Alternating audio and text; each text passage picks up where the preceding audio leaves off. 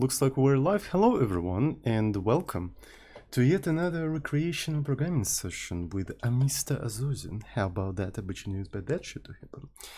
Let's make a little bit of an announcement and officially start the stream live on Twitch. And what are we doing today on Twitch at .television website? Today we're doing multi-threaded C.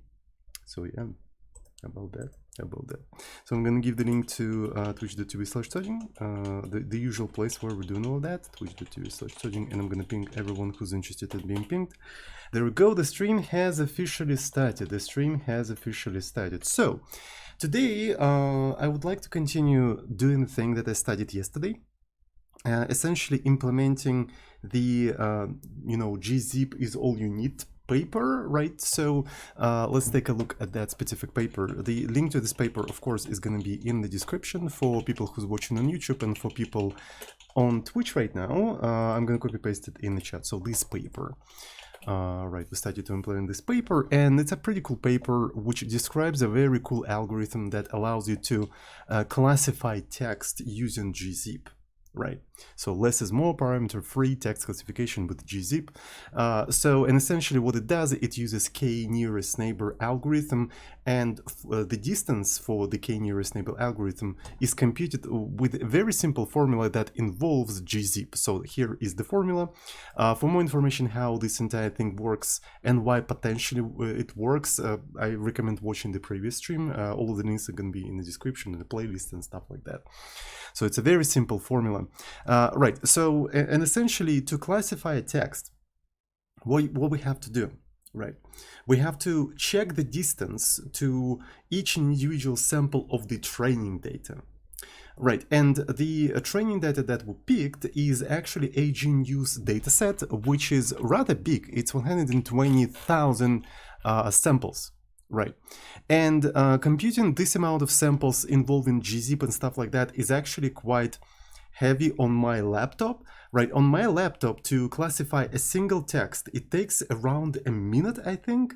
Right, it takes around a minute, so that is not acceptable. But the thing is, we're checking all the samples sequentially. We're checking them sequentially, but we don't really have to do that. So the process of just figuring out all of the distances to the current sample that we're classifying is actually does not depend on any other samples. We can actually do that independently. We can compute that formula for each individual sample independently, which means that this entire process is easily parallelizable, right? And that's exactly what I want you to do today. So since the entire thing is implemented in C, we're probably going to be using p-threads, right? So it's a good opportunity to try out yet again good old p-threads. It is always fun, in my opinion, right? So every time I work with p-threads, it is always fun. And furthermore, we're not going to be doing that on this machine, right? So this machine is a 10 years old laptop, right? It has only 4 cores and stuff like that. So what I did before the stream, I upgraded your mom, right? So now your mom has 8 cores. So yeah, we're gonna try to run this entire process after parallelization on your mom and see how fast is it going to classify things. So what I'm using, the hosting that I use is called Zap hosting, right? So Google Zap hosting. I'm not sponsored by it, right? But one of the cool things Zap hosting actually offers is an ability for other people to pay for you, right? To sort of donate for service, for servers.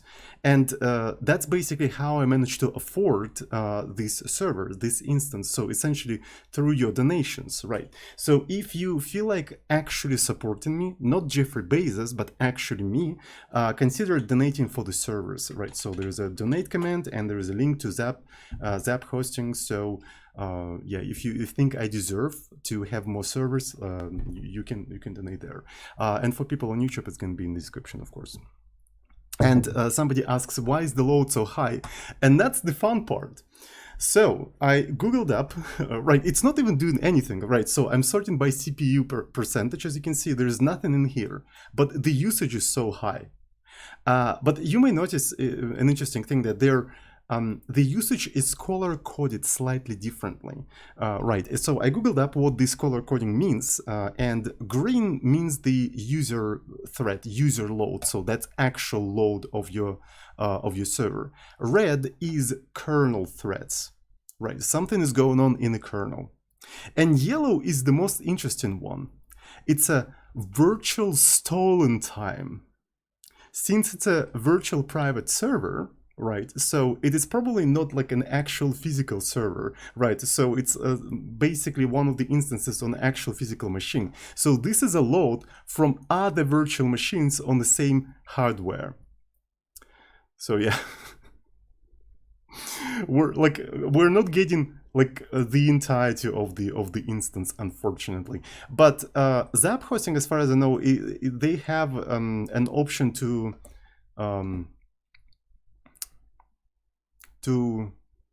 order. I was looking for the word to order like a dedicated server, right? A dedicated hardware. So if this will become a problem, we can try to order like a dedicated server, right? So then we have like entirety of the server for us. But I think for now it should be fine, right? So it should be totally fine. So we'll see how it goes, right? So we'll see how it goes. Anyway,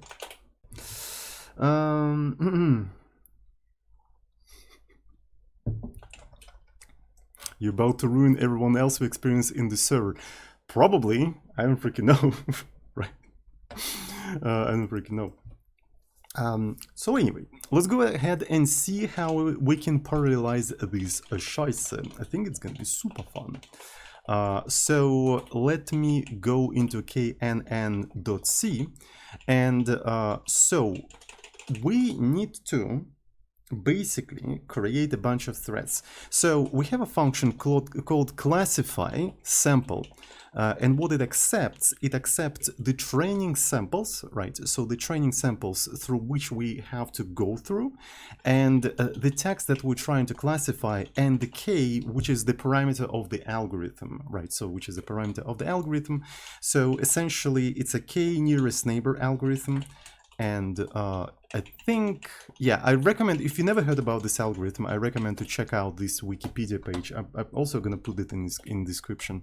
So, and essentially, right, so you have a bunch of samples, you sort them by the distance, and k is the amount of nearest neighbors, right? And you classify your sample by how frequent a certain class within that sort of radius, within that certain k, right? So as you can see in here, so this is the sample we're classifying, k is 5. The most frequent class among 5 samples in here is square, so that means our sample has to be square. It's that simple. There's nothing particularly special in here. So that's the parameter in here that we're passing. That is the parameter. Right, and suppose this thing has to be running in separate threads, right? So sample is basically a dynamic array, right? So a dynamic array of samples. So here they are. And essentially, I think if you have a bunch of samples, right, let's actually say maybe like 30 samples, right? So this is a single A is a single sample. So essentially what we can do, we can slice up the entire sort of array of samples into these chunks and give away each individual chunk to a single classified sample in a separate thread. Right, so essentially what they're going to be doing, right, so they're going to be, you know, handling all of these samples simultaneously, right, simultaneously, so to speak, like this. And we need to make sure that they don't really overlap, right, so as soon as one single thing sort of finish the processing, so it should not go to the other one, right.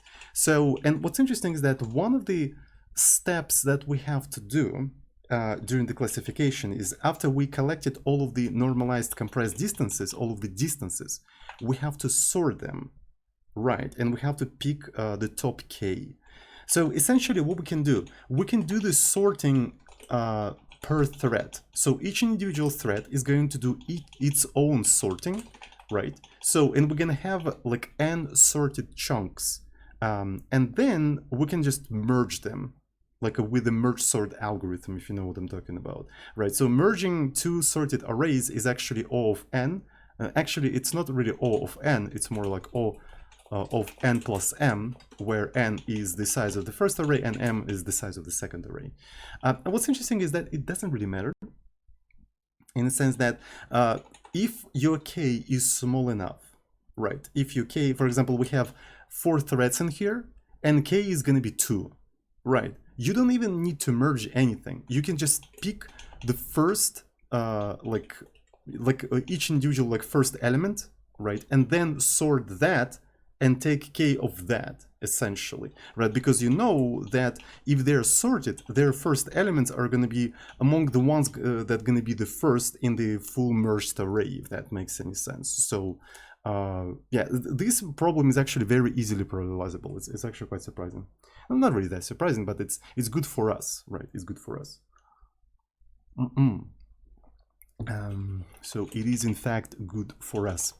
So the way I want to do that, instead of accepting samples, I'm going to be accepting pointer to the samples, right? So I'm going to say train and size train size, right? So essentially the pointer to the beginning. I should have actually not removed this entire thing. I think it's useful, right? So we're going to accept the train and then size t train size.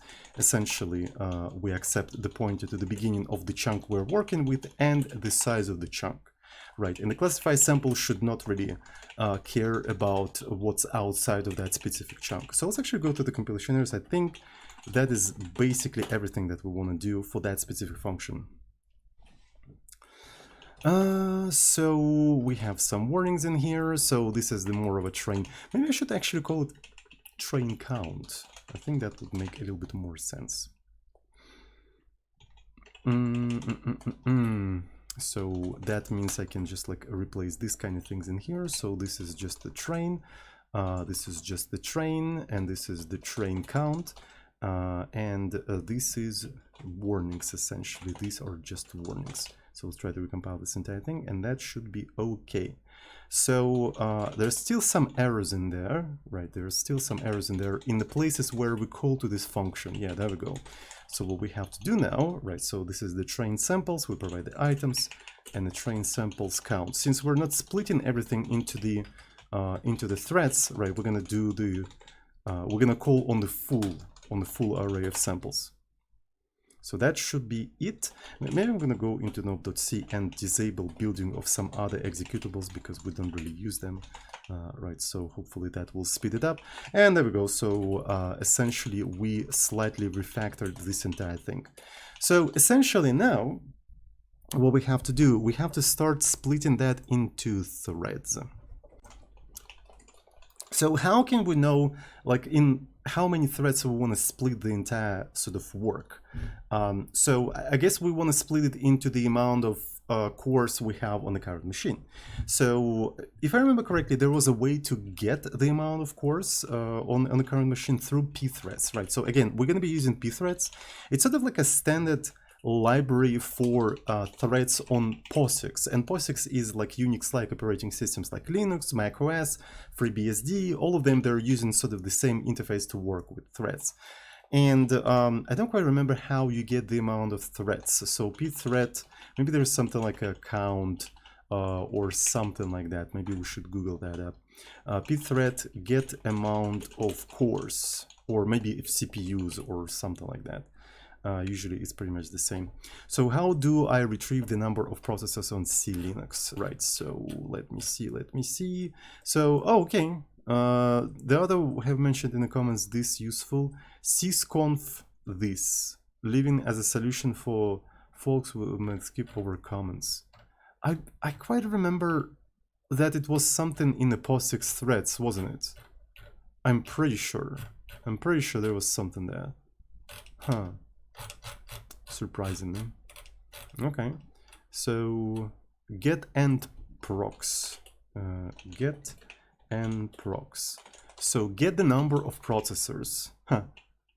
This is very surprising. Huh. Maybe I'm just confusing that with something, right? So I haven't worked with Linux multi-threading for quite some time, so I don't quite remember. So let's just include this entire thing and see if we can get the amount of threads in here. Right. So get nproc. So if I go in here and find the main, one of the things I can do in here, just nprocs, right? So this is nprocs, and in here we can do log knob info, right, amount of CPUs. It's going to be zu nprocs. And this is basically how many threads we want to create in here. So I'm going to exit after that, so it doesn't start all of these things. So I'm in a wrong place actually. So I want to do something like build knn and let's go. So yeah, that was it actually. That was it. So it's capable of successfully getting the amount of CPUs. So I'm actually rather curious. Is it going to work on your mom? Right. So already on your mom, I already have the source code cloned. Right. So let's actually do your mom, and maybe I'm gonna do something like this. So tmux. Right. So the source code is already cloned, and I can try to build it. Knob.c. That's not how we build that. Right. And then knob. It's going to build all of them. Right, and then I'm gonna do go in here, right, and on that machine, I suppose I'm gonna just like copy paste this entire thing, right? So this is that, and then somewhere in the main, we're going to copy paste this thing, which retrieves the amount of CPUs and prints them, and so on. What the fuck is going on? So sometimes Vim over SSH acts really weirdly. By the way, can I set the color scheme to something like dessert? It looks like shit anyway. Well, I mean, it's a little bit better, I think. It's a little bit better. So if I do knob, right, it seems to be building. Okay. Then we can do knn. And yeah, so it says the amount of cores on your mom is actually 8, so it seems to be working. Hubamax, I think it's like this Vim is actually old. It doesn't really have a Hubamax theme. Right, Hubamax theme was introduced relatively recently, I think. I think it was introduced relatively recently. So let me see. So as far as on this machine, I do have Hubamax. Right. So I really like it actually. Before they introduced Hubamax, I used to use Dessert. It was my favorite theme on Vim. But Hubamax is actually way better than Dessert in my opinion. That's the power of Nope. You can build everywhere. Exactly. Sometimes people just really underestimate the power of this approach, right? Until you actually like start doing this kind of things. And it also works on Windows. This specific build probably won't work on Windows, right? So because it actually calls to Linux specific compilers and stuff like that, like CC. But one of the things you can do in here, in fact, is if def win32 underscore, I think that's how you do that, right? So I don't quite remember win. Where do you put? Yeah, you put underscore in front of this entire thing, right? If it's Windows, you just have a different separate implementation of this function which calls to like a Windows compiler, right, or something like that. And then as you can see in here, we're like just calling to this function which, you know, sort of platform independent in some sense, right? So it's really easy to start porting to different platforms and everything. So yesu. Anyway, let me see. So this is basically how many of the processes we want to have. Maybe I'm gonna even do that somewhere down there. So this is basically different samples that we wanted to classify. Essentially, so let's do somewhere here. So does this thing return into, yeah, okay, so this thing actually returns an integer, right? So which means that it may error out, if I'm not mistaken, right? So can it error out? It doesn't even mention errors, huh? So it may never error out. So as given in the description, okay. All right, the function returns the number of processors configured by operating system. The number of processors currently available in the system. They may be less than the number returned by config because processors may be offline on hot pluggable systems. Okay, so it's very funny. So this thing will never fail. All right. And essentially, what we want to do, we probably want to split everything into this amount of threads. Right, so we have samples, train samples, right? So here they are, train samples. And we take the count and divide this thing like that. By basically splitting this entire thing like that, we get the size of a single chunk. But we may have some sort of a remainder, unfortunately, right? So we may have some sort of a remainder, especially if you have something like 1, 2, 3, 4, 5, right? So you want to split it in two, you're gonna get the size of chunk 2, right? So, and that means you still have an additional sort of like tail that you have to handle somehow. So how exactly are you going to be handling it? Right, maybe, well, like I want you to have exactly 2 threads, right? So I want you to have exactly 2 threads, but apparently that means I'll have to have like 2 plus 1, right? So how exactly do I do that? So do I just like add additional thread, or maybe like what's the best way to handle that actually? So the easiest way to handle that would be to just create a separate thread for that specific thing, I suppose, right? So if there is a remainder or anything. So, and usually, so if I have something like 120 like this, and I divide it by 8, it's probably going to be divisible without any. So yeah, this one is going to be fine, I suppose. This one is going to be fine. This one is going to be fine. So maybe the better approach is going to come to me like after some time, right? So after I start like just implementing this entire thing. So this is going to be chunk size, right? So this is essentially chunk size. And what we want to do in here is just do classify sample, right? Let me take the this thing in here. So this is going to be classify sample.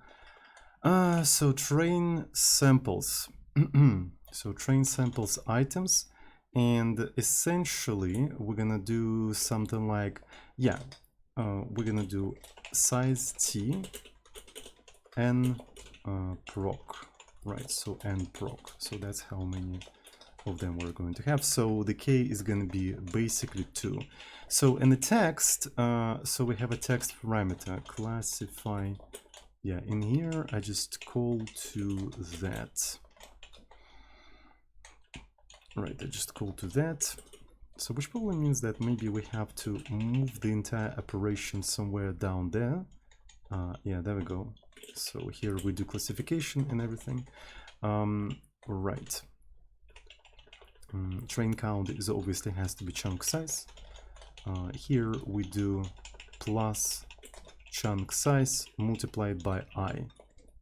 Right, and that's the entirety of the thing we want to do in here, right? So we split into individual chunks and we just do separate classification on them. Interestingly, so maybe we should start having some sort of like a array of threads. So when you are creating a separate thread, pthread create, what do we have in here?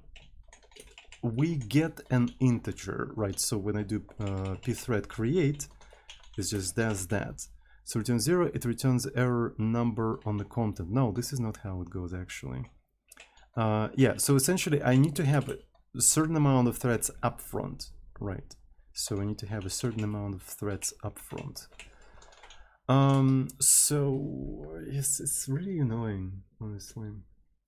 It's really annoying. Maybe not that annoying, but I mean, should be fine. So let's create pthread t, and this is thread.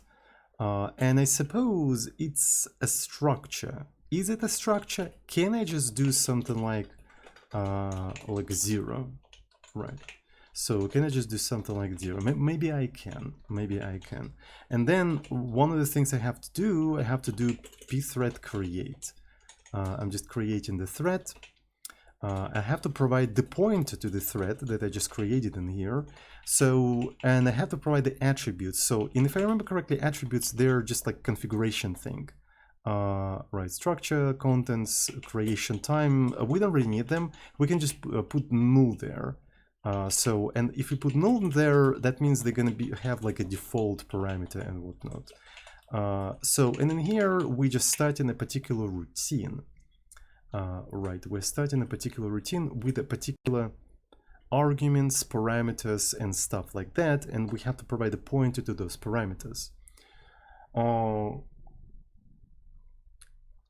Okay, so that means we have to have some sort of a structure that has all of these parameters in there, right? So how can we call such structure? Maybe classify params.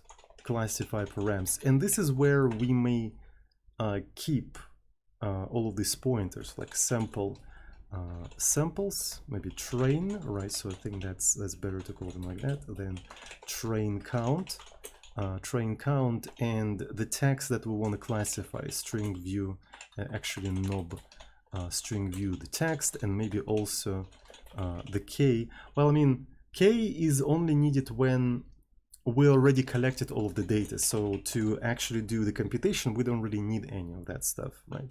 So, and funny enough, classify params should exist in some sort of like a stable place, right? It should exist in some sort of a stable place. So ideally, we need to just pre-allocate the array of all of these threads, right? So we need to pre-allocate the array of all of these threads. So pthread t threads, right? So, and how many of them we wanna have?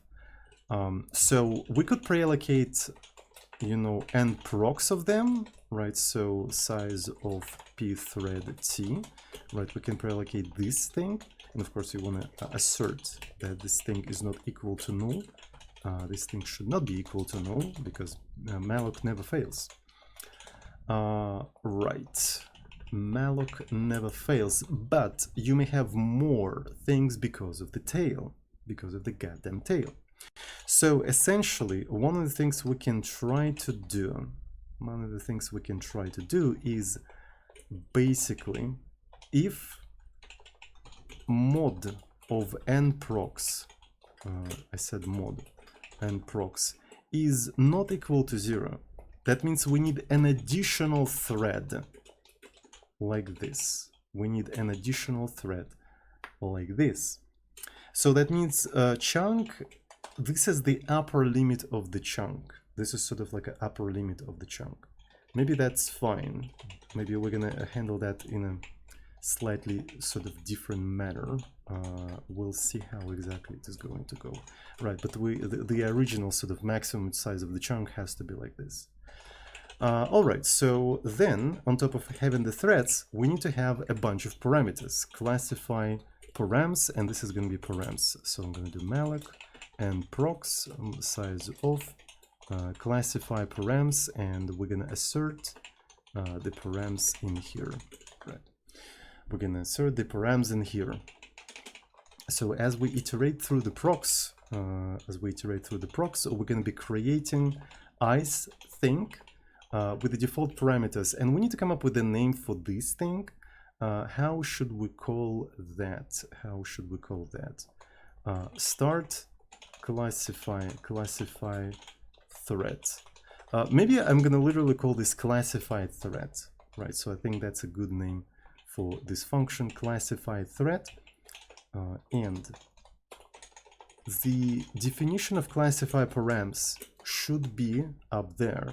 Classify thread, because that's the pointer to this specific thing this function is going to accept. Classify params. So this is params, and it's supposed to return something, right? I suppose in our case, so essentially it returns something that will be returned by pthread join, right? So after you created the thread, you usually join the thread, Right, and then you can retrieve whatever the thread returned to you, some sort of like a work or job that it's done. Maybe it could be useful, right? Maybe it could be useful, but ultimately we can just store the result of the job right in the classifier parameters. So, and because of that, right, so essentially we can just store NCDs in here, right? So we can just store that stuff in here. And because of that, I think it's better to call this thing not classifier params, but more like a classified state, right? So it's more like a state thing. Yeah, I really like that. So, and this thing is states, right? Different states. Huh. All right, I really like that. Okay. So classify. So this is threads. So we start the classify thread, and we provide states, which is I. We just provide the pointer to this entire thing. But before we can do that, we need to fill it up. We need to fill up this parameter, classify state. So we need to specify train, where the train starts, right? It's pretty straightforward, I would say. It is actually relatively straightforward, I think. So we have to take the samples, train samples items, and add I multiplied by the chunk size. There we go. So, and the fun part is that how do you figure out the train count, right? How do you figure out the train count? The train count, you can set it to chunk size, but if it is the last sort of like trailing remainder, it is not going to work that easily. Right, so essentially,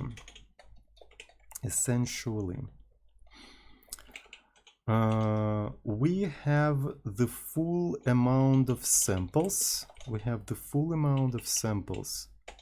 So this is the full amount of samples.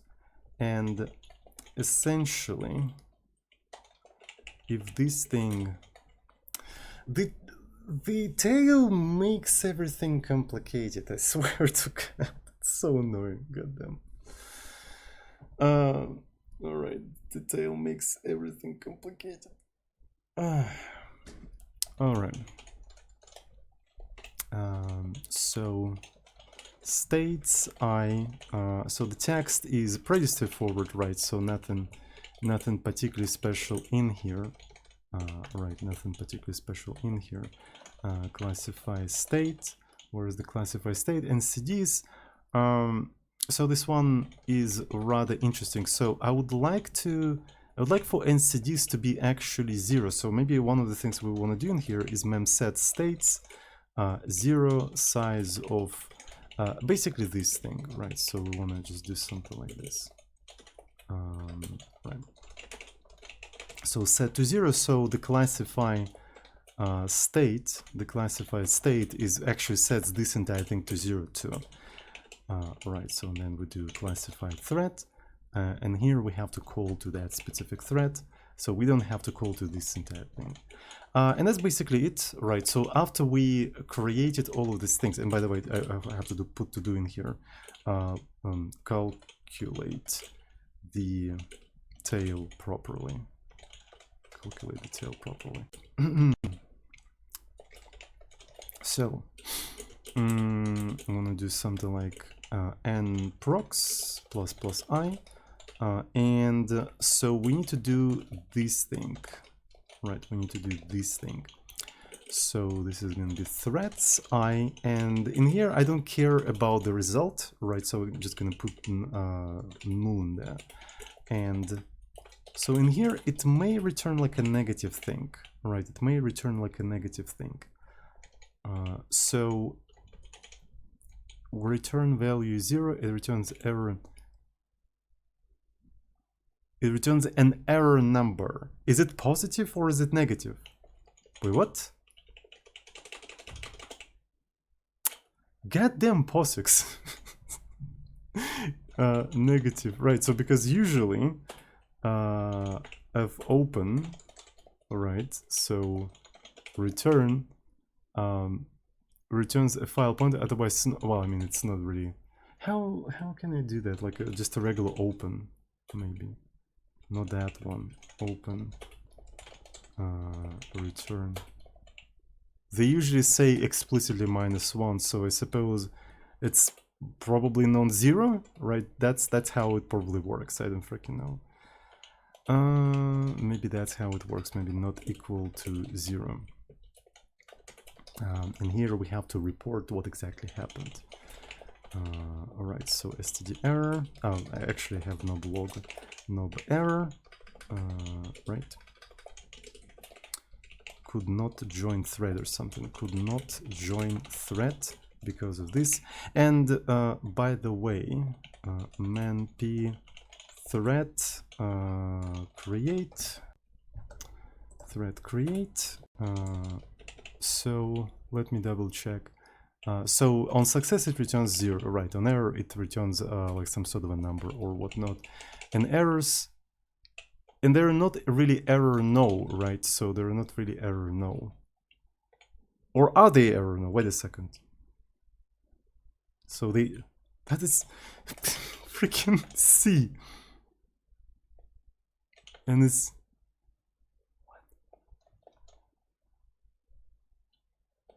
okay. Error message. So you get code. Okay, and the code.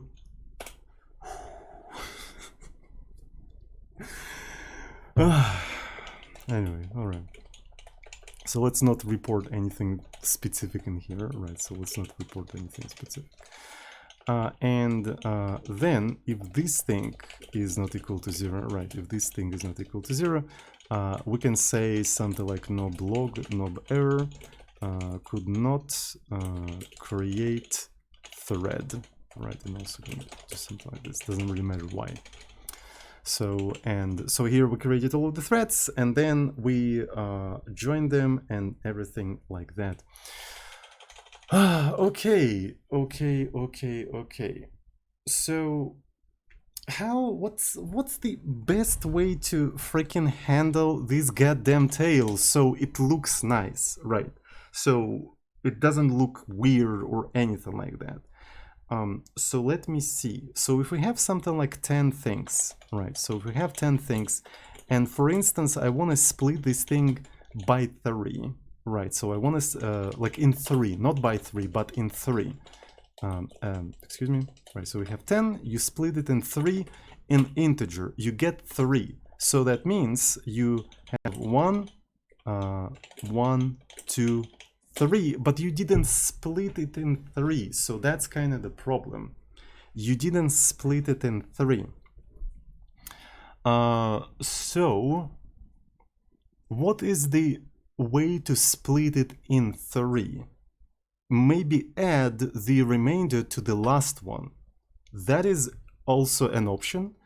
Right, that is also an option, and this is something that you really need to take into account.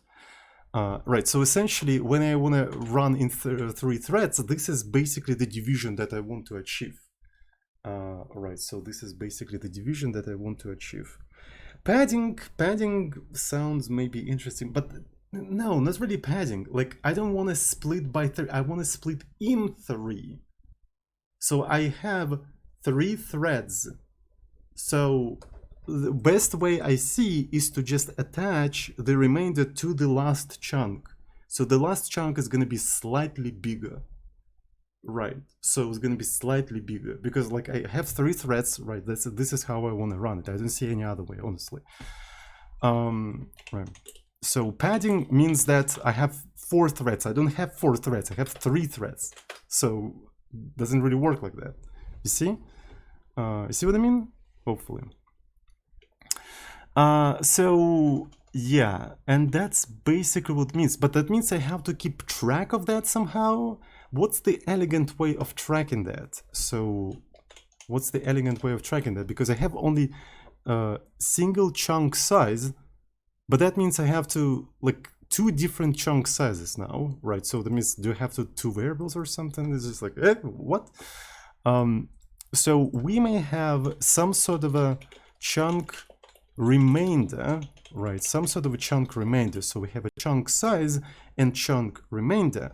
And essentially, if the sort of like a chunk is equal to n prox minus 1, we are adding chunk remainder. We're adding chunk remainder to the file. Okay, that's the elegant way I was looking for, I think. Yeah, that's the elegant way I was looking for. Like we have a chunk size and a chunk remainder, right? So essentially, again, I have 10a, right? So I split in 3, so that means the size of the chunk is 3, right? And what's cool is that if the amount of things are evenly divisible, the remainder is going to be 0. So in the last chunk, you're going to just add 0. So this is the elegant way I was looking for. Right. So this is the elegant way I was looking for. I really like that. Okay, that's perfect. I really like that. You know, like the fun thing is that I know what I need to do. Right, like I know modular arithmetic, I know how division works, I know remainder, I know all of that stuff. There is no need to explain anything to me. The question is, what's the elegant way to handle that, right? So it doesn't look weird with shit ton of ifs, and it's just like, it's not a spaghetti, like a octopus monster of things. It's just like, I understand that, but what's the simple, elegant way of just handling that? So that's what bothered me. You know what I'm talking about? You know what I'm talking about? Right, so, and that's the elegant way I was looking for, right? So you are on the last chunk, just add the remainder that you figured out later. Perfect. Beauty of simplicity. Simplicity of beauty. Anyways, cool. Cool. So let me actually try to compile this entire thing and see if it's even compilable. Maybe it is not compilable at all. So let me see. All right. No blog. I forgot to put a comma in here. Thank you very much. Compile. Okay, it seems to be compiling. Bruh, I need to know more math. I think learning math will make me a better programmer than learning programming. So, but the thing is, what is math? Right, so what exactly is math? Like arithmetics? Right, so arithmetic is also math. What's funny is that you can learn math by doing a lot of different kind of programming, right? I never actually studied math explicitly. I never sat down and said, okay, I'm learning math now. What I did, I was just doing programming, but different kind of programming. And by doing different kind of programming from different fields and stuff like that, I kind of exposed myself to little small bits of different math that I would never actually learn by myself, right? So I used programming as a tool to learn math. So it is true that it will make you a better programmer because you need some sort of interesting math knowledge if you need to do like a very wide specter of programming things. But you can just do the other way around. You can just do different kinds of programming and just expose yourself to that specific math. You know what I'm talking? Does it make sense? I'm not sure.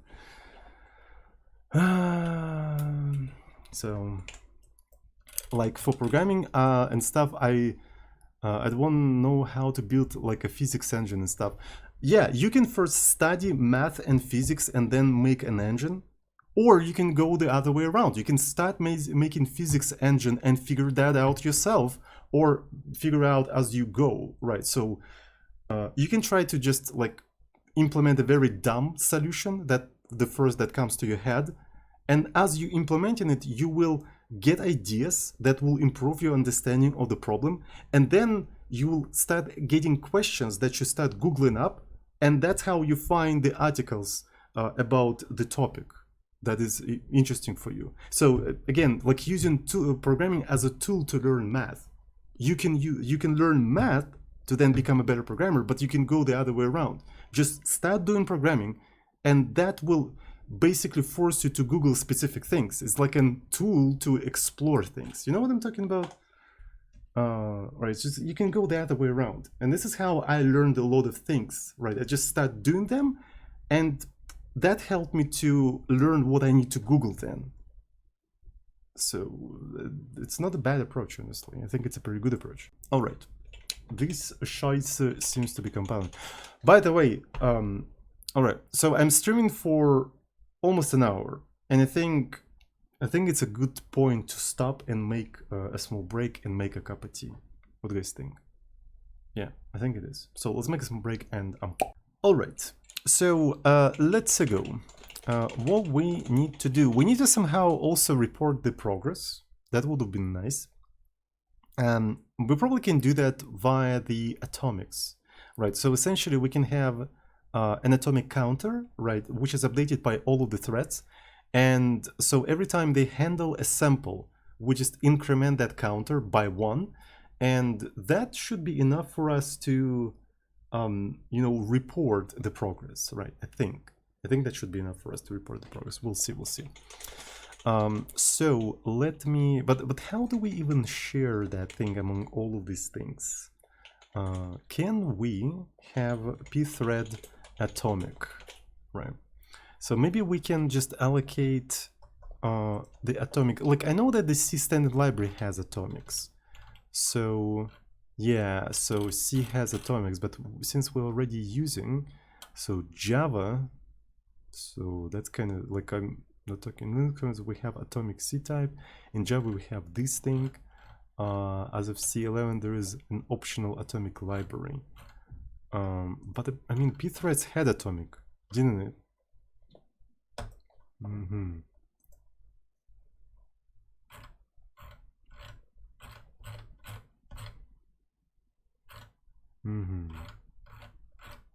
All right, maybe we can do that a little bit later.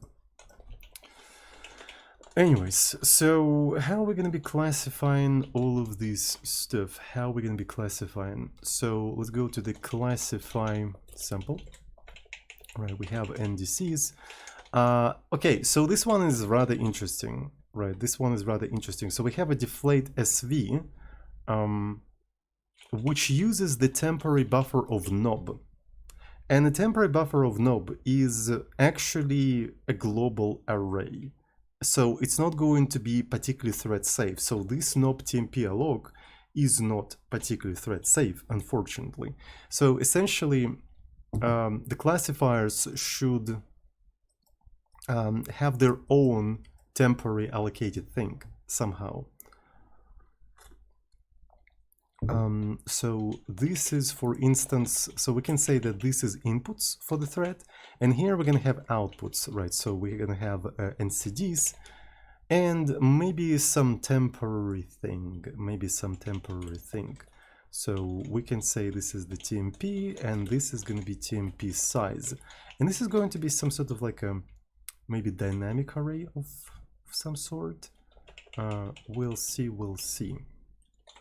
So, and essentially, how we're gonna do deflate? Right, so let's go to classify sample.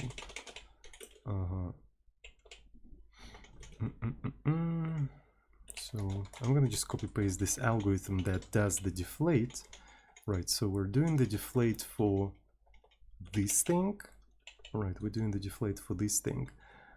Maybe it makes sense to update deflate to accept the out, right? So basically the output.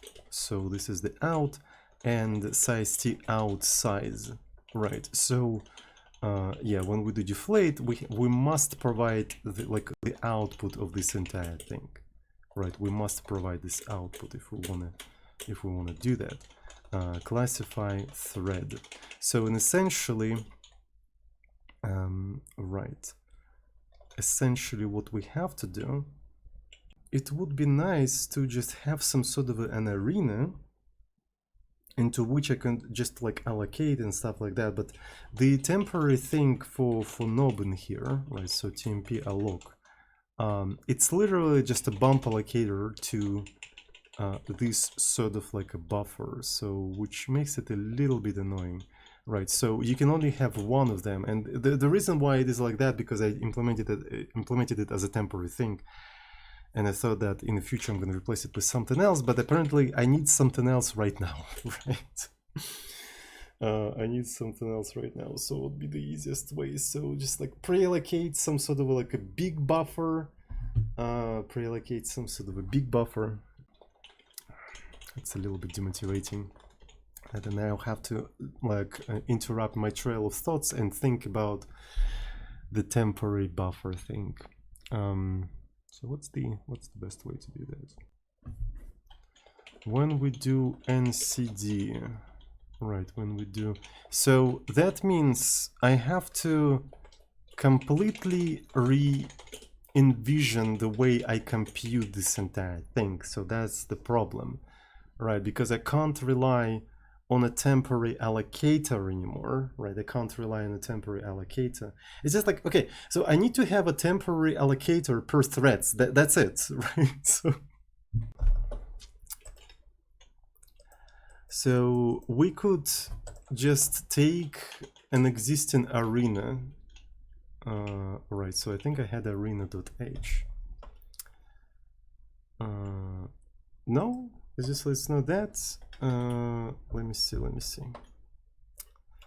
Yeah, arena.h. We can just use that for temporary things.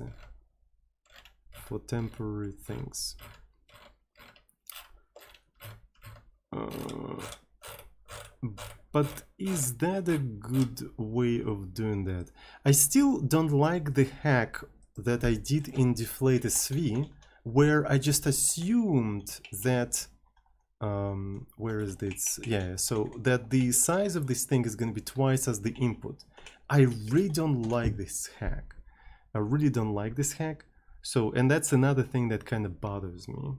Right, so that's another thing that kind of bothers me.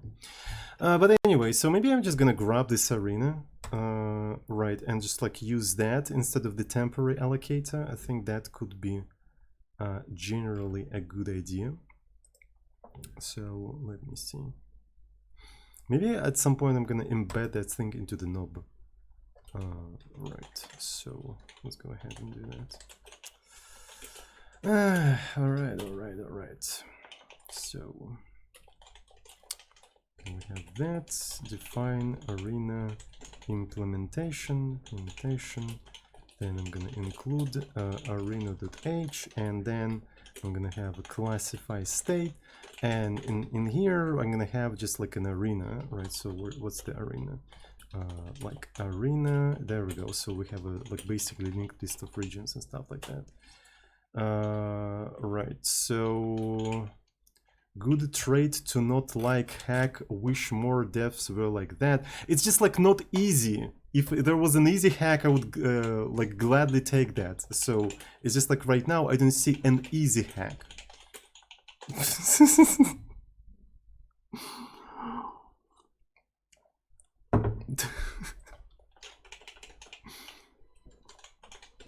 Imagine thinking, I just want my code to be beautiful and elegant. Well, I kind of do want to have an elegant code. Otherwise, I wouldn't be thinking about that tail when I was splitting this thing, but whatever. I'm not some soy dev who's afraid of hacks, okay? Don't try to frame me like that. Right, if I need to make a hack, I'm gonna be making the hack. Right, because the shit needs to be done. Okay. So we have arena, right? So we're already just doing this kind of stuff. So arena alloc, right? So which allows us to just allocate some stuff, right? So we can allocate a bunch of bytes in there. So ncd, where's the function ncd? And in here, right? So what we're supposed to do, we're supposed to accept the arena. Right, so we accept the arena, and this is where we're going to be allocating all of that stuff. So going to be allocating all of that stuff. So we do nop_tmp as printf. It would be kind of nice to have arena as printf, if you know what I'm talking about. Arena as printf would have been hella cool. As printf. You know what? Maybe I should not only implement arena as printf, but implement it inside of this library. I think that's going to be hella cool. I really like this idea. So char arena as printf, like arena a, and then we're gonna have a const char format and something like this. All right, I really like that. So sprint man, sprintf, what's the signature of this thing? Sprintf, yeah, okay, so I see how it is. But yeah, so let's go ahead and implement that. I think, where is the implementation? So this is what we have, and sprintf is going to be at real loc. Arena real loc. I can actually take the implementation from knob.h tmp sprintf, right? So that is relatively easy. So I'm gonna just copy paste this thing in here, and it's just like, instead of doing this knob tmp alloc, we can just do arena alloc, right? So knob, yeah, so this is just a regular assert. Do we have any special asserts in there? Oh yeah, there is a arena assert. Okay, arena assert, arena assert. Okay, that's cool. Arena assert. So that will make it a little bit easier for us to just do the following thing, which is arena sprintf, right? So, and then sv from str, and then we can do the rest of the stuff, yada yada yada. Okay, that's cool. So I'm gonna go through the compilation errors and shit, right? Because I've been slapping the code without any recompilation, so everything is hella broken right now. Everything is hella broken. So what do you not like? So here we have to provide the arena. Okay, sure. So this is a next compilation error, please. So deflate, yeah, we don't do that shit anymore. So, sorry, I'm sorry. So deflate, I'm gonna be accepting the arena. So here's the arena, and instead of doing that shit, I'm gonna do arena alloc, and I'm just allocating this shit in here. Right, so the next compilation error, please. The next compilation error, so it's something in here. Yeah, so that means I have to provide an arena in here. Can you see shit? Yeah, there we go. So that's what we're doing here. So we concatenate and put this stuff in here. So deflate, okay, so we're allocating everything within the single arena. So then when I'm classifying, okay, so classify sample, as you can see in here, it's like a special thing. We can, yeah, so I don't call this thing anywhere anymore, right? Yeah, I don't call it anywhere, so we can just like safely comment it out. It is not needed anymore. It is not needed, so there we go. Let's try to recompile this one more time. What do we have in here? Okay, that's what I'm talking about, right? So we're inside of classified thread. We're about to deflate the text, but it accepts the arena, but we do have arena in the parameters. There we go. Look at that. We just have this arena in the parameters, and boom, we have everything we need. All right, so this is the text, deflate. Okay, so this is from the parameters, params text. What else do we have? Train count, all of that is from parameters. So yeah, we have to be a little bit careful in here. So params train. So what's the next one? Params text. So, and this is CB, so what you don't like in here, I don't understand. So this thing wants an arena, I see, I see, but it's from params arena, like so. Params, everything within is within params, which is kind of annoying. Right, all of that is within params. Okay, so another thing from within params. Though we don't need to do this output in here, honestly, right? So because it's within the thread. Okay, so implicit declaration. By the way, we have a lot of implicit declarations in here, so we probably need to include pthread.h, pthread.h. What else do we have? 3 parameters, something. Oh, it's incompatible pointer. Oh my god. Okay, so it has to be something like this, right? So params.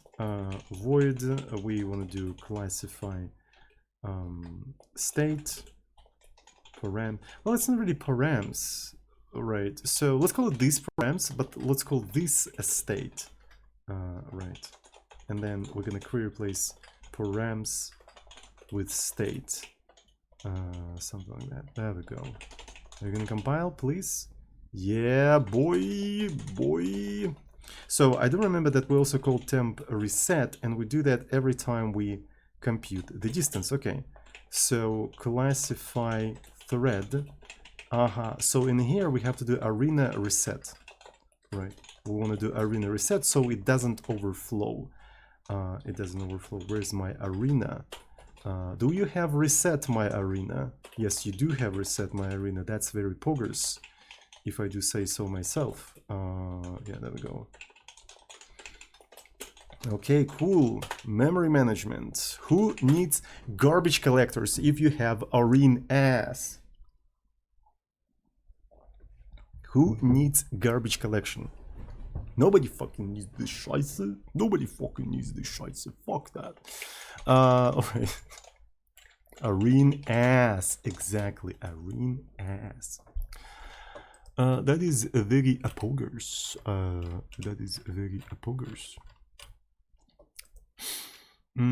So yeah, that's basically it.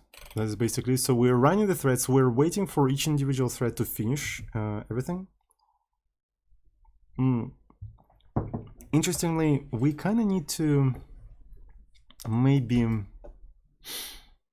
have a busy loop if we're going to be reporting the progress. Reporting the progress is kind of difficult, honestly. Right, as I already said, it would be nice to have a pointer to some sort of atomic. Right, to some sort of atomic. And by the way, this is not enough. Yeah, I just realized. So this is not enough. We also need to sort all of the NCDs. Right, so classify thread. So after we did that, we just have to do state like this. Yeah, compare NCDs. Where do we have them? Do we have them up there? Yeah, here they are. So let's try to compile. Everything seems to be compiling. All right. So we can just try to run and see for how long it is going to take. For how long is it going to take? Though, you know, I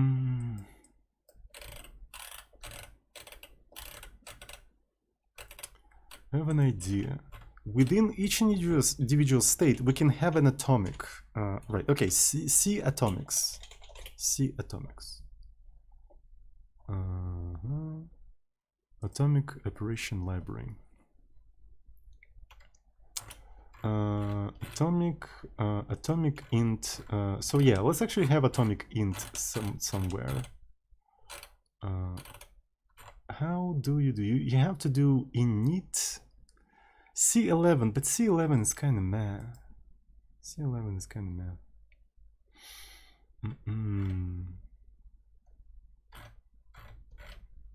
So I want to see an example. Show me an example. Example. How do I work with this thing?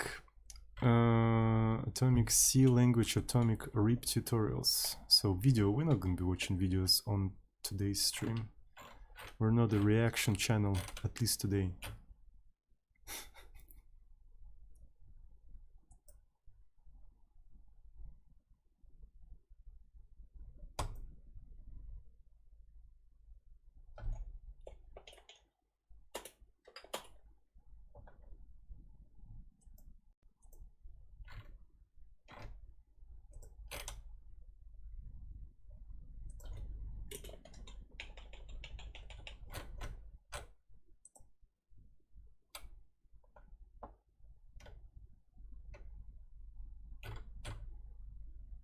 What the fuck is this?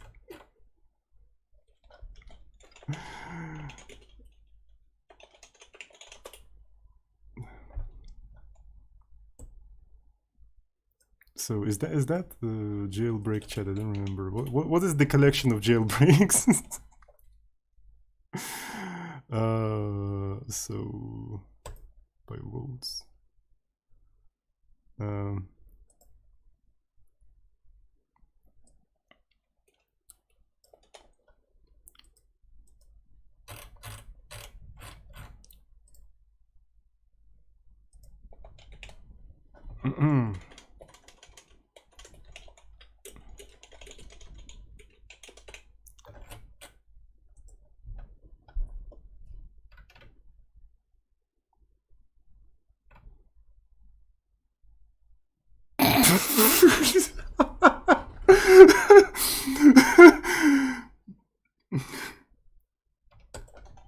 Okay.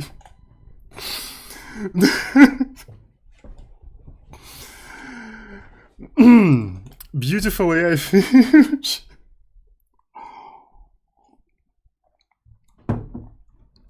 Wow, wow, wow. Bye, bomb. Yandex GPT when we already looked into Yandex GPT. She doesn't speak English, honestly. So.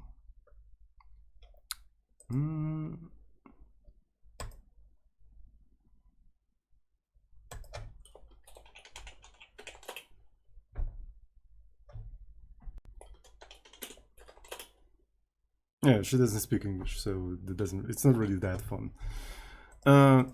So what was there? Yeah, I needed an example. I forgot how to do this shit. Right, so C11 atomics example. That's what I need. Just a simple example, right? So nothing particularly special, right? I don't need anything super fancy. Anything super fancy.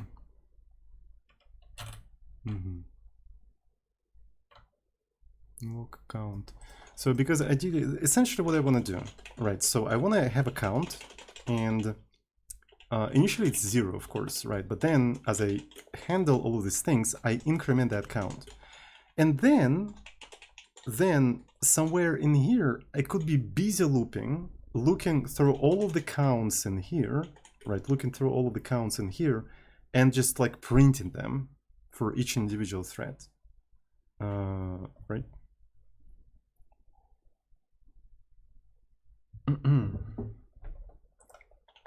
For each individual thread. So, but yeah, maybe let's not, let's not try to do that, whatever. Let's see for how quickly is it going to even like process everything, right? So I might as well even print something in here, knob log, knob info, done, right? And let's just go to do that. So through the compilation, okay, so this is the state, right? So this is the state we have in here. All right, and let's just run it and see for how long is it going to do. Oh, well, I mean, we also have to provide the data and everything. AG news, train, data, AG news, test, CSV. All right, so let me see if it's consuming all of the threads. Yeah, it does. All right. So that's what we have in here. We have all of the threads. But for how long is it going to do that? It's done. All right. So it's less than a minute for sure. Like it is less than a minute for sure, which is already kind of cool, right? Which is already kind of cool. After that, after we collected all of the data, so essentially what we have to do, to be fair, you know what's funny? We can use k equal to the amount of n procs. That's what we can do, right? So k equal to amount of n procs. So classify sample, right? So this is going to be that. So here is the class frequencies. Yeah, so it's k. I was looking where is the k in here. Okay, so let me see. Class frequency. This is the k, and maybe and proc. So essentially what I have to do,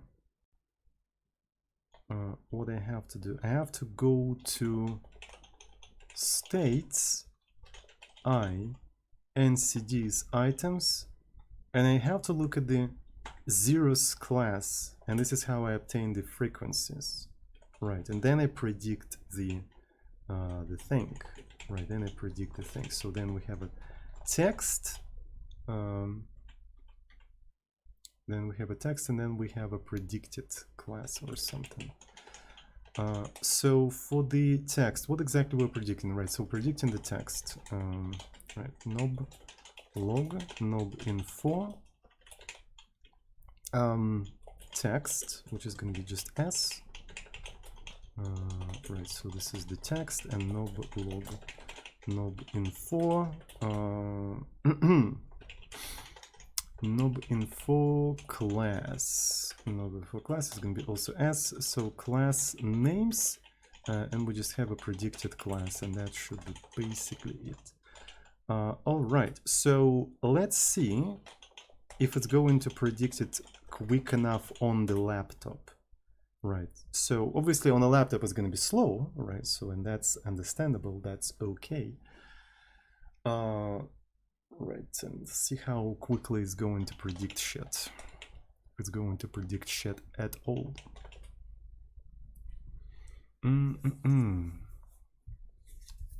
Create the progress bar using REPL. We're going to be running it on VPS. So 20 seconds. It's not bad. It used to be a minute, right? So 3 times, even though we have 4 threads. I mean, majority of the resources are taken by the streaming and stuff like that. So seems to be working, right? So we parallelize this entire shit. Yeah, that's cool. So let's actually, you know, commit everything. Parallelize. Wait a second. So I'm pretty sure I did more commits in here. Oh shit, okay. All right. So check initialize correctly. So that means we can have some.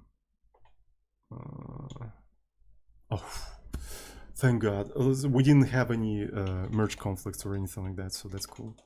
All right, so parallelize KNN. Right, I'm gonna push that right into the repo. Okay, time to SSH into your mom. Time to SSH into your mom. Okay, so I'm gonna git fetch prune origin. So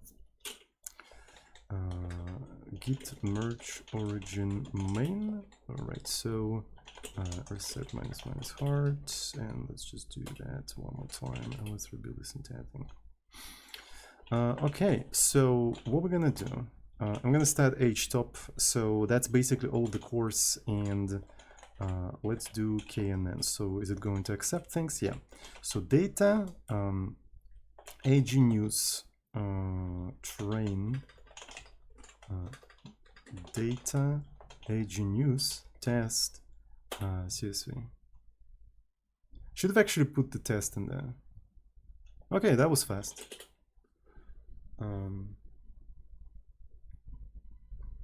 3 seconds, actually. So, yeah.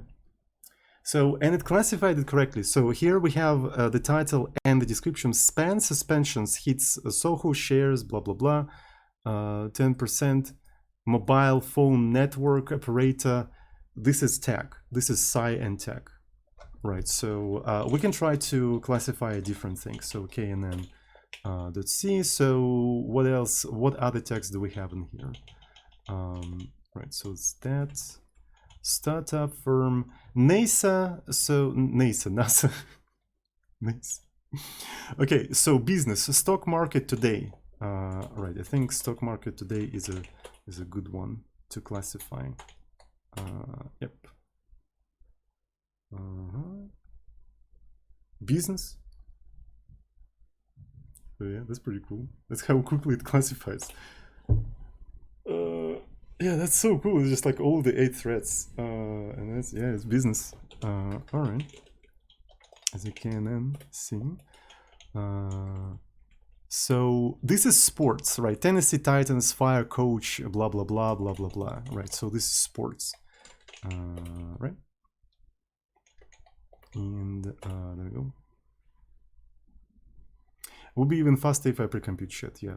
Sports. Holy fucking so fucking quick. Right. So you can use that on the spam filters and stuff, can't you? I think you can. How long was it yesterday? It was a minute, right? So it was a minute. So we sped it up on 8-core machine with the multi-threading, and it's 3 seconds now. So it still would be kind of nice to go through all of the test samples and just compute the success rate or something like that. But 3 seconds per sample is still too much in my opinion. Though, if we pre-compute like gzips for all of these things, it could be, yeah, I don't know. We'll see. Okay, that's pretty cool. So one of the things I would like to do, maybe accept text via the standard input or something like that, or maybe make some sort of a loop, right? So make some sort of a loop where you listen into to everything, all right? So, and just like accept, you know, titles through the standard input, and then spit out classification and wait for the next input. So then we can just experiment and put different titles very quickly and classify them. That would be actually kind of cool.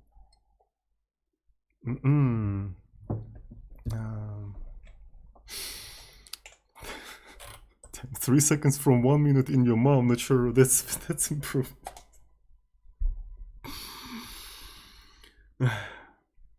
Right. Make it an extra command to set the number of threads default to core count if missing. We can do that, right? So we can do that at some point. All right, so let me maybe actually first implement the idea that I wanted to implement with, you know, accepting text via the standard input. So I'm gonna comment out this entire stuff. I think accepting test CSV is not really needed right now because we don't really use it for anything. So let's actually not do that. So maybe I'm going to factor out the usage like so. Const char program. Const char program, and I'm going to move that usage in here. Okay, so usage program. So the train file is not provided here. We read and parse the train file. Okay, so and in here, right, in here, we're pre-allocating everything, right? So we're essentially pre-allocating everything, and then we're starting the whole thing. So, and essentially we'll have to be reusing this entire stuff over and over again. We'll have to be reusing this entire stuff. And what's funny is that when pthread start, so when we don't have to close the pthread after it's been done, right? So what's the pthread create? Pthread create. Where you call that, handle error, then destroy the thread attributes object. Okay, so we don't create the attributes object. So then we join. I suppose the thread is automatically destroyed, right, if it exited like properly. I think it's automatically destroyed, so I don't really have to do that anything. I don't have to do anything myself. Right, so that means, so the state of the pool or something like that. So we probably want to move that into a separate sort of object, if that makes any sense, right? Because I want to be able to run this process over and over again, right? I want to be able to sort of reuse that, even something like that. So we want to create struct type def struct class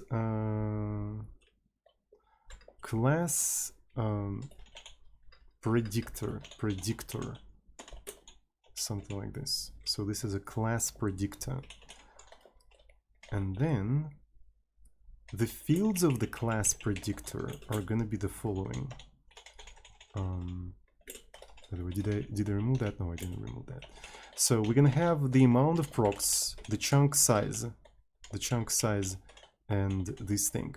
So we also need to have the samples, right? So the samples of the class predictor. So, and also threads, and also classify states, right? All of that we had down there now is the state of this so-called class predictor, right? So then we want to have class predictor init. It is going to accept the pointer to class predictor, KP, and it will just initialize this entire thing. All right, it will just initialize this entire thing. Initialization, I think, is going to be just this, right? I think it is going to be just this. So, and we're going to be accepting also train samples. So samples, train samples, train samples. So, and essentially, KP and procs, so we're just doing that, train samples, and we also need to assign train samples in here.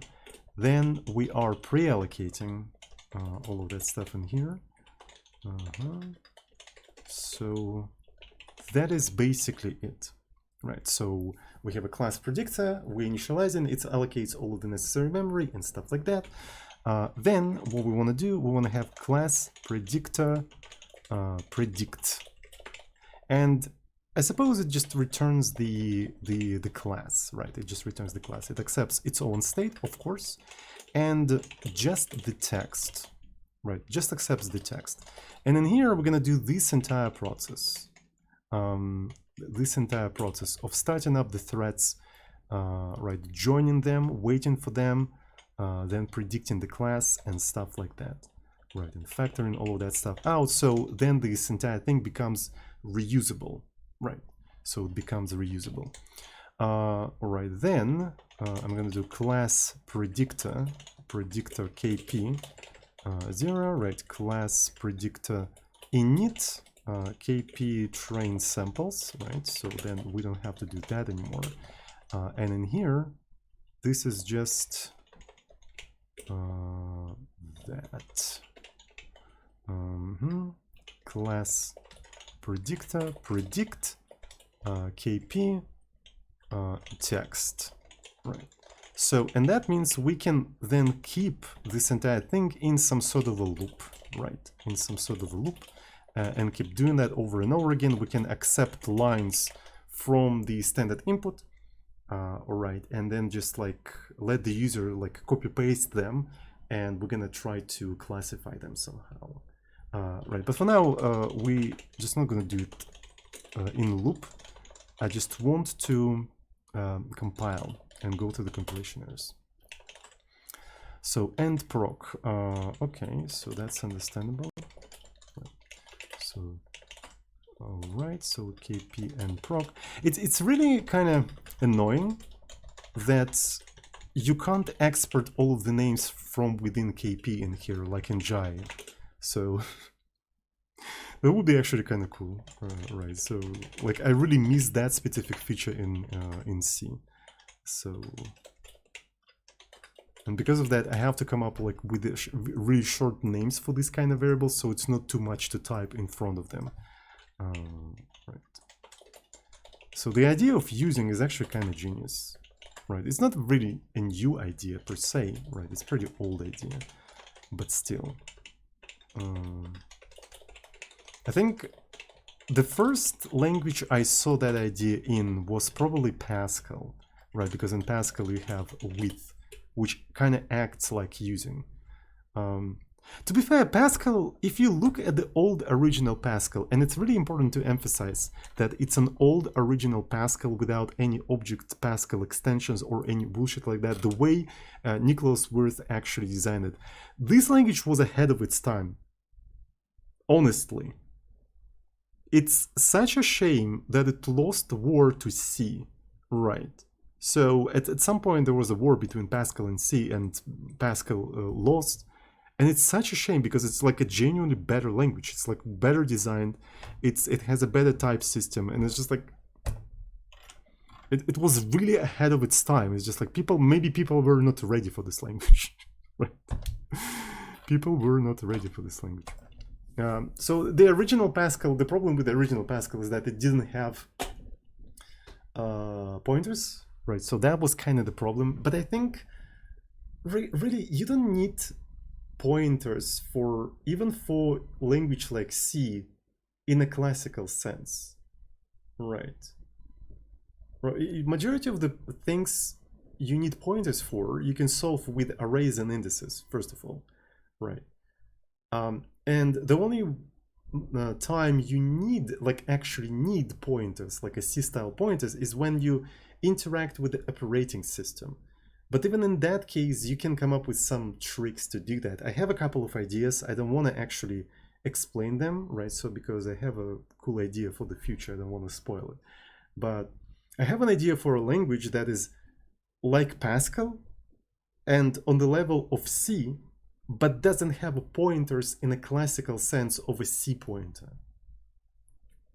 Right. I have an idea for a language like that. The system language, you can do everything you can in C, but it doesn't have pointers, like C-style pointers. Right. It still can manipulate memory addresses, but it doesn't do that through the classical understanding of C pointers. Right.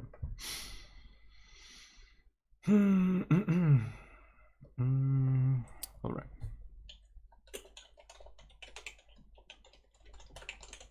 So let's go through the compilation errors again. So now I have to prefix all of these fields. Yeah. So this is literally the reason why John introduced using, right? Because you want to be able to factor out the chunk of code without making too many changes, right? So I copy-pasted chunk of code, and now I have to prefix all of the fields with that. In Jai, I could have just done this, and I wouldn't need to modify anything, right? So just like very ergonomic and very easy to scale and refactor and modify like that. So it makes a lot of sense. Right. So, but in C, I have to do this kind of stuff. Yeah. So luckily in Emacs, like with the compilation mode, I can just like quickly go through all of these things. So text, we don't have text in here, so let's just pick a text from somewhere in here. So here is the states.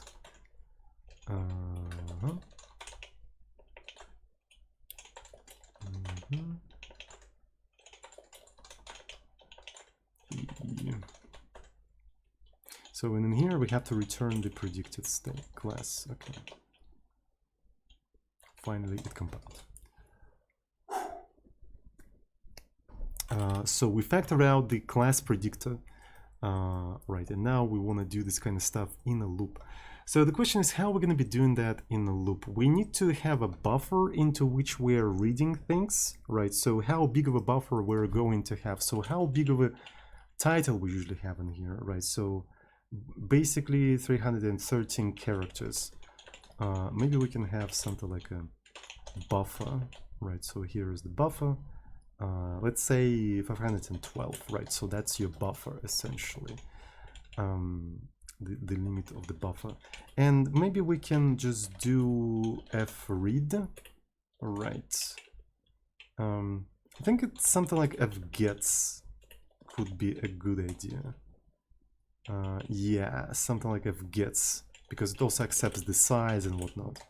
All right, and in here, so while true, we are going to do the following thing. We can also maybe print something like provide title, news title. So we can provide like a new line in here. Fgets. Did I call it buffer? I forgot how I called this value. Yeah, I called it buffer. Buffer size of buffer. We're reading it from standard input. And after that, I can just do the buffer. So as far as I know, fgets already null terminates this entire thing. Right. So topic as something like that. Cool. And use variable text. Right. So it already compiles. So let's see how it's gonna go on your mom. Implement REPL for KNN.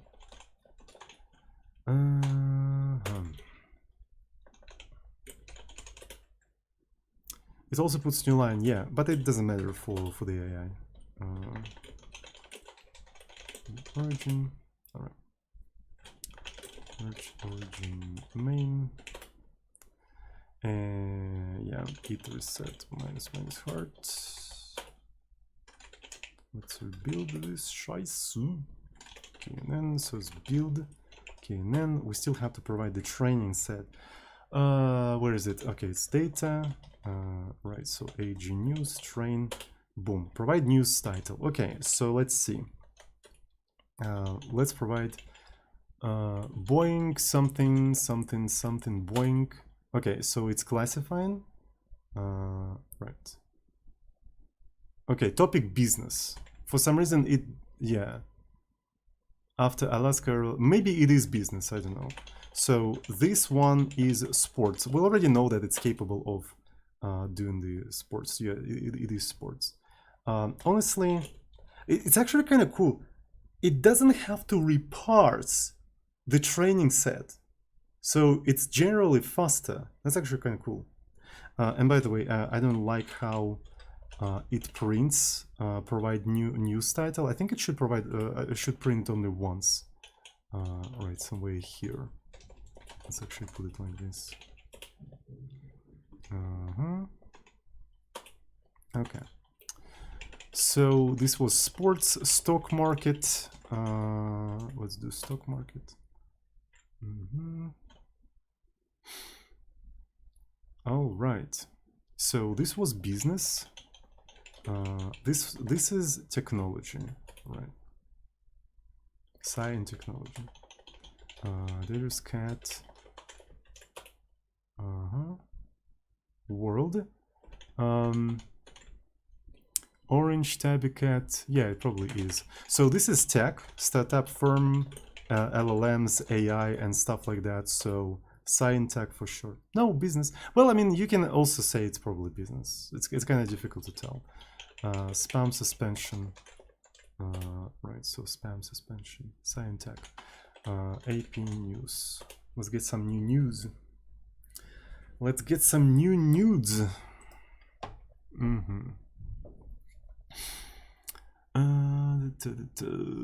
So sports. Let's get some sports. Alabama, Nick Saban retires. Sweet home Alabama. All right. So let me see. Sports. Easy. It predicted sports easy. That's so cool, and it's fast, right? So with your mom is pretty fast. So let me see. Damn, you can actually, if you have enough data, right, you can have spam filters and shit. And like the typos and stuff doesn't really matter, right? So the typos and stuff doesn't, sports. It's okay, so it predicts this kind of shit consistently. Right, that's so fucking cool. Okay. So instance, maybe we can.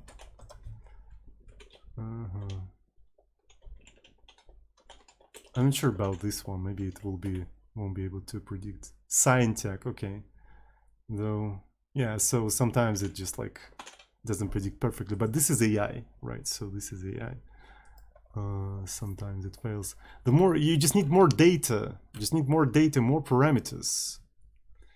More data, more parameters. Moon landing.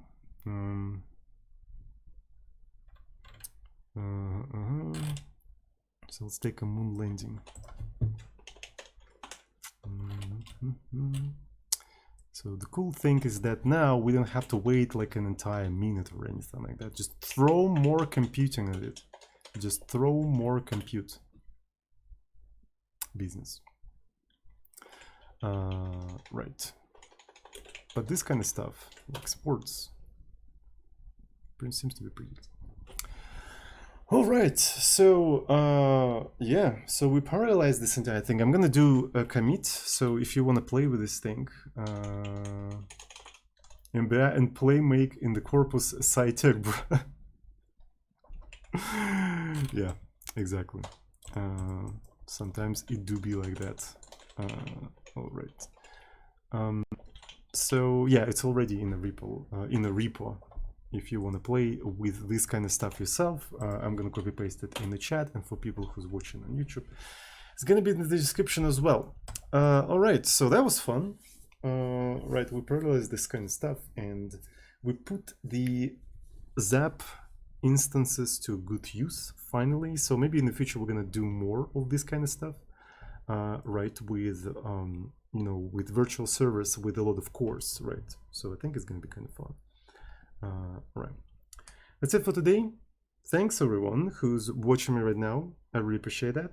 Have a good one, and I see you all on the next recreational programming session with Mr. Azuzin. I love you. This is a footnote of the session. So what I did is basically I ran the experiments off screen and collected the accuracy of the approach. So we can take a look at some of the logs. So here I collected the accuracy of the test with a k equal 2, and it's actually kind of good, right? So 85%, right? So this is how many of the test samples we managed to accurately predict, and this is the overall amount of samples, right? And that was 85%.